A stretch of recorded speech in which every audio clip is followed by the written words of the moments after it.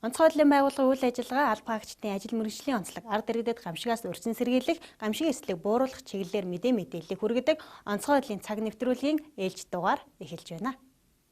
Сүүлийн үед халаалт галлага ихсэнтэй холбогдуулан улсын хэмжээнд ахуйн галт төмрийн дуудлага ихссээр байна.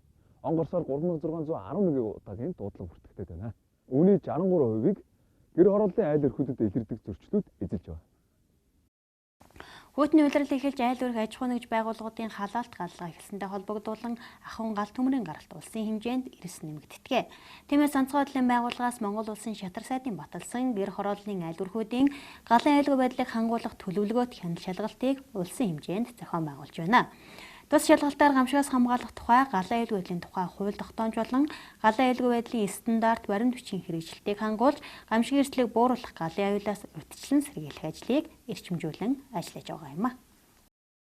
Монгол Улсын шатар сайдын баталсан өдөр хэмжээний дагуу гэр хорооллын айл өрхүүдийн галын аюулгүй байдлыг хангуулах төлөвлөгөөт хяналт шалгалтыг өдөр хэмжээний дагуу Онцгой ерөнхий газрын хэмжээнд улс орон даяар зохион байгуулж байна.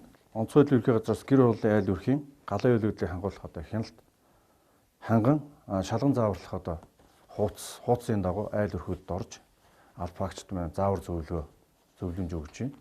Он гарсаар улсын хэмжээнд эхний 10 сарын байдлаар 3611 удаагийн ахуйн галт төмөр гарч, төмрийн улмаас 9.4 тэрбум төгрөгийн хохирол авчирч, 51 хүн амнасаа алдан, 63 хүн төлөгдөж гэмтэн, 578 толгой мал хорогдож, 1452 гэр орон сууц шатсан байна. Гарсан галт төмрийн дуудлага мэдээллийг өнгөрсөн оны мөн үетэй харьцуулахад галт төмрийн тоо 19% өссөн ч учирсан хохирлын хэмжээ 37% буурсан үзүүлэлттэй байгаамаа.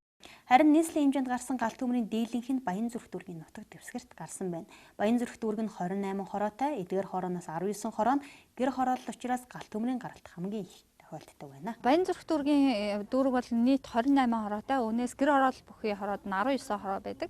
Ер нь хүн амын хувьд бол 380,473 мянган хүн амтай гэж үздэг. Тэгэхээр энэ бол зөвхөн одоо статистик бүртгэл дээр байдаг тоо. Тэгэхээр төр оршин суугчтайгаа нийлээ 400 гаруй одоо иргэн амьдардаг. Тэгэхээр манай дүүрэг бол галт төмөр гамшиг ослынхаа хувьд ч гэсэн маш их эрсдэл өндөртэй хороо дүүрэгт багтдаг томоохон дүүрэг байгаамаа. Баянзүрх дүүргийн нутаг дэвсгэрт он гарсаар нийт 569 удаагийн объектын галт төмрийн дуудлагатай ирсэн байна.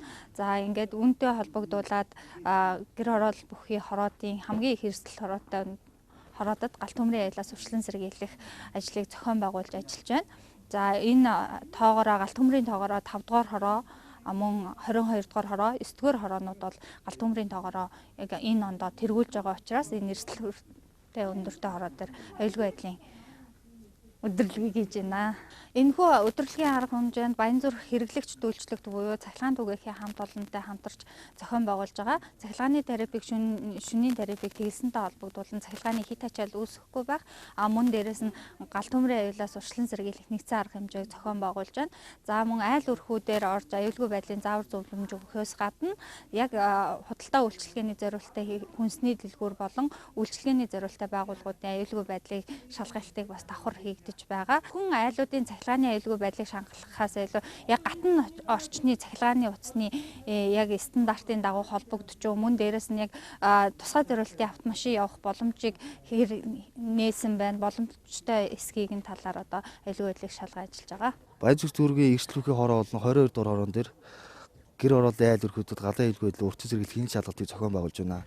Энэхүү хяналт шалгалтаар эзэрсэн нийтлэг зөрчлүүд нь гэр хоорондын зай алдагдсан, тусгай зорилттой автомашин хүрэлцэн очих зам талбай зөрчигдсөн, цахилгаан байгууламжийн хэрэглэн дээр айл өргөд хоорондоо цахилгааныг давнуулан хэрэглэсэн болон хит ачаал илэрсэн зөрчлүүд байна.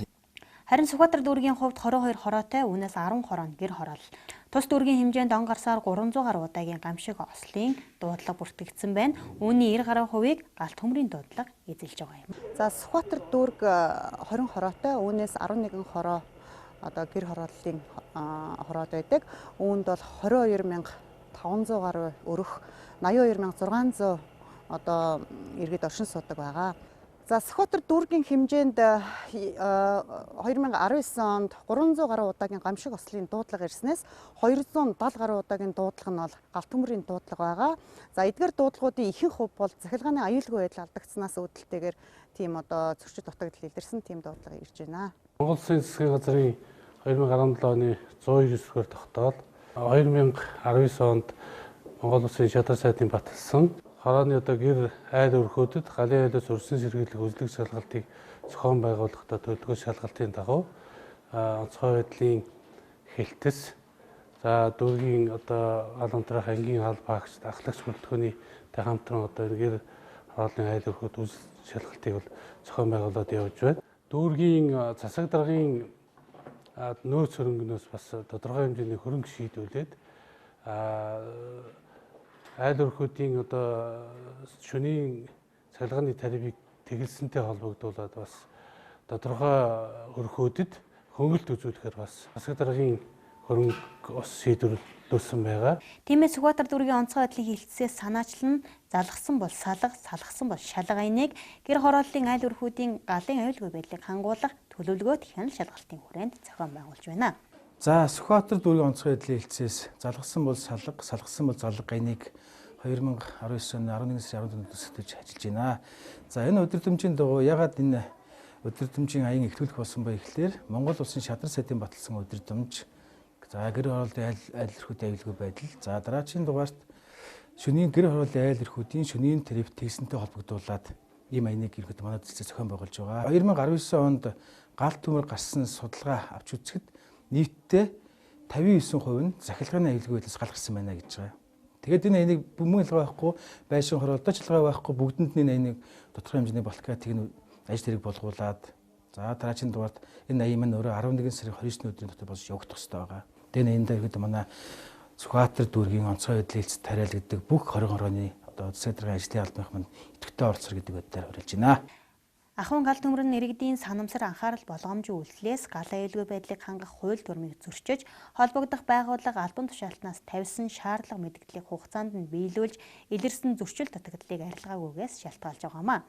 Тоо баримтаас харахад улсын хэмжээнд гарч байгаа гал төмрийн 51.6% нь ил задгаа гал асгасан үнс нормаас, 19.1% нь цахилгааны буруу ашиглалтаас, 15.6% нь яндангийн цонолтоос, 5.8% нь технологийн горимж өрчигдсөнөөс шалтгаалжээ. Түүнчлэн гэр хорооллын айл өрхүүдийн хэрэгэлсэн цахилгааны шөнийн тарифыг хөнгөлсөнтэй холбогдуулан баталгаагүй чанарын шаардлага хангаагүй халаагуур халаагч хэрэгэлсэн удаан хугацаагаар залгаж үлдээсэн зэрэг цахилгаан ашиглалт угсралтын дүрм стандартыг зөрчснөөс гал төмөр гарах эрсдэл өндөр байна.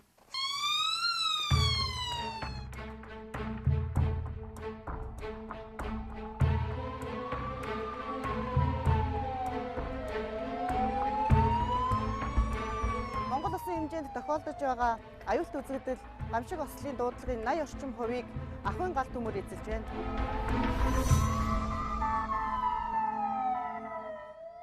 Ахуйн гал төмөр бол бас жил дунджаар 100 гаруй хүн аймнаас алдж байна.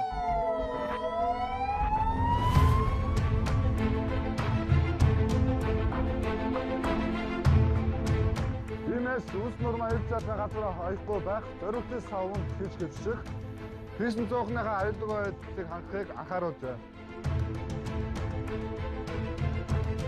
Хүн эвдрэл гэмтэлтэй цахилгааны усыг хэрэглэхгүй байх. Бага насны хүүхдийг харгалзах хөнгүүгээр гэрт нь чойлж үлдээхгүй байх. Гал төмрийн аюулаас үлдсэн сэргийлэх. Онцгой байдлын цаг нэвтрүүлэг албаны хэмжээнд өрнсөн онцлог үйл явдлуудын мэдээллээр үргэлжилж байна.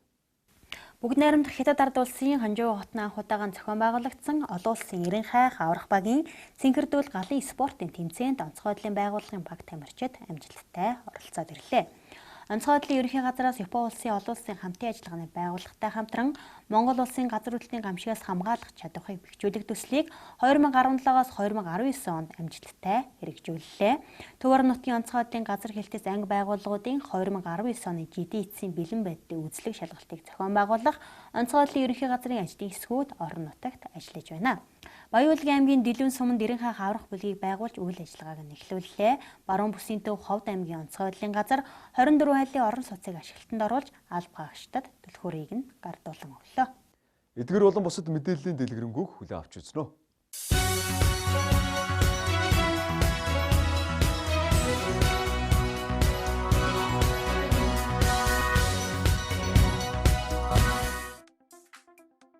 Бүгд найрамдах Хятад ард улсын Ханжуу хотны анх удаага зохион байгуулагдсан олон улсын ирэнхай хаврах багийн цэнхэрдүүл галын спортын тэмцээнд нийслэлийн онцгой байдлын газрын тэргүүн дэд дарга дэд хурандаа нэм хорлоогоор ахлуулсан 10 албахаагч амжилттай оролцоод ирлээ.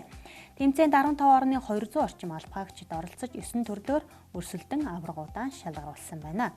Монгол улсaan төлөөлөн оролцсон онцгой байдлын байгууллагын албахаагчид 4 төрөл буюу амьсгалын бие даасан төхөөрөмж үрж 5000 м-ийн зайн гүйлт, садцаа 100 м-ийн гүйлт, 8 м-ийн гүнд багаар шумбалт хийх, завж жолоодож арал дээр үлдсэн 2 нэрвдэгчдийг татан гаргах, нуранган дарагдсан нэрвдэгчийг аврах гэсэн төрлүүдэд амжилттай оролцсон юм а. Мөн тэмцээний үеэр зохион байгуулагдсан 15 орны албахаагчтай туршлага солилцох хамтарсан үзүүлэх сургуулийн нурангаас аврах ажиллагааны багт ажиллаж хаалтын ажиллагааны нэгдсэн үзүүлэх тоглолтод амжилттай оролцлоо. Онцгой байдлын ерөнхий газраас Япон улсын олон улсын хамтын ажиллагааны байгууллагатай хамтран Монгол улсын газар хөдлөлтийн гамшигаас хамгаалах чадварыг бэхжүүлэх төслийг 2017-оос 2019 онуудад амжилттай хэрэгжүүлж үр дүнгийн хурлыг зохион байгууллаа. Төслийн хүрээнд гамшигаас хамгаалах төлөвлөлтийг боловсронгүй болгох, газар хөдлөлтийн гамшигын эрсдлийг үнэлэх, гамшигын үед байгууллага хоорондын хамтын ажиллагаа үүрэг оролцоог хангах, мэдээллийн сан бүрдүүлэх чиглэлээр 8 заавар, 4 журам боловсруулж 11 байгууллагатай санамж хүчийг байгуулсан байна. Монгол улсын гамшигаас хамгаалах төрийн бодлого, хөтөлбөр үйл ажиллагаа, гамшигын нөхцөл байдал, түүний талаарх үнэлэлт өгнөлтийг бодит байр сууриас тодорхой баримтад тулгуурлан олон нийтийн оролцоог хангах, салбар хоорондын хамтын ажиллагааг сайжруулах зорилгоор гамшигаас хамгаалах цагаан номыг монгол англи хэл дээр гарган олон нийтийн хүртээл болгоод байна. Хүүхэд багчуудад гамшигаас хамгаалах боловсрол олгох зорилгоор аюулгүй амьдрах ухаан сургалтын хөтөлбөр боловсруулан батлуулж, сургуулийн өмнөх болон бага, суурь, бүрэн дунд боловсрол олгох сургалтын хөтөлбөрт оруулан 2019-оос 2020 оны хичээлийн жилээс эхлэн мөрдөж эхлээд байна. Мөн олон нийтийн гамшигаас хамгаалах боловсролыг дээшлүүлэх бэлэн бай сургалтын багц хэн хизээч хаана бэлэн буухэ тэмцээний гарын авлагыг боловсруулан олон нийтийн хүртээл болгоод байгаамаа. Хүн ам малын тоогоороо Монгол улсын томоохон сумдын нэг болох Баян аймгийн Дэлгэн суманд ирэнхай хаврах бүлгийг байгуулж үйл ажиллагааг нь эхлүүллээ. Засгийн газрын 2018 оны 114 дугаар тогтоолоор Тус аймгийн Цэнгэл суманд өнгөрсөн 6 дугаар сард галт төмөр унтраа хаврах 71 дугаар ангийг байгуулсан бол Дэлгэн суманд энхүү ард иргэдэд гамшигаас хамгаалах төрийн үйлчилгээ шуурхаа хүргэж ажиллах ирэнхай хаврах бүлгийг байгуулад байна. Дэлгэн сум нь Монгол орны баруун хязгаарт Алтай өндөр улсын дунд оршдог, аймгийн төвөөс 150 км Улаанбаатар хотоос 1700 орчим км зайтай 549.1 мянган га газар нутагтай. Алтай, Тол, Булган сум, Ховд аймгийн Ховд Дуут сумтай. Баруун талаараа бүгд найрамдах Хятад ард улстай хэлэлдэг томоохон сум юм а. Онцгой байдлын байгууллагын албаагчдын нийгмийн асуудлыг шийдвэрлэх хүрээнд Төв орон нутгийн онцгой байдлын газар хэлтээс анги байгууллагын хэмжээнд 2018-аас 2019 онд нийт 520 айлын орон сууцыг ашиглалтанд оруулж албаагчдыг орон сууцаар хангаад байна. Энэ хүрээнд баруун бүсийн төв Ховд аймгийн онцгой байдлын газар 24 айлын орон сууцыг ашиглалтанд оруулж албаагчдад түлхүүрийг нь гардуулан өглөө. Онцгой байдлын ерөнхий газрын дарга хушууч генерал Бадрал орон нутагт ажиллах үеэрээ орон сууцны барилгын нээлттэй ажиллагаанд оролцож орон сууцанд орсон 18 албаагч тус бүрт 1 сая төгрөгийн дэмжлэг үзүүлэхээр шийдвэрлээд байгаа юм а. Ховд аймгийн онцгой байдлын газар нь өмнө нь 2015 онд 16 айлын орон сууцыг ашиглалтанд оруулж байсан юм а. Төв орон нутгийн онцгой байдлын газар хэлтээс анги байгууллагуудын 2019 оны жилийн эцсийн бэлэн байдлын үндэслэг шалгалт зохион байгуулах онцгой байдлын ерөнхий газрын ажлын хэсгүүд орон нутагт ажиллаж байна. Шалгалтаар тухайн газар хэлтээс анги байгууллагын үндсэн ажлын гүйцэтгэл, албаагчдын мэргэжлийн ур чадрын төвшин, ёс зүйн төлөвшил, хандлага, цэрэгжил, жагсаалж байдал, албаагчдын нийгмийн баталгааг хангах талаар болон эрүүл мэндийг хамгаалах чиглэлээр хэрэгжүүлсэн арга хэмжээ, хууль тогтоомж, дүрм журам хөтөлбөрүүдийг хэрэгжүүлэх талаар хийсэн ажлын явц үзүүлэлтүүдийг дүгнэж байна. Ахуйн галт төмрийн шалтгаан нөхцөл нь иргэдийн санамсар болгоомжгүй байдлаас үүдэж байгаа тул иргэн бүр галын аюулгүй байдлаас сайтар хангаж болцсошгүй галт төмрийн аюулаас урьдчилан сэргийлэхийг дахин анхааруулж байна. Онцгой байдлын цаг нэвтрүүлэгтээ хамт байсан үзэгч танд баярлалаа. Дараагийн дугаар хүртэл баяртай үзэгчтэй. байна.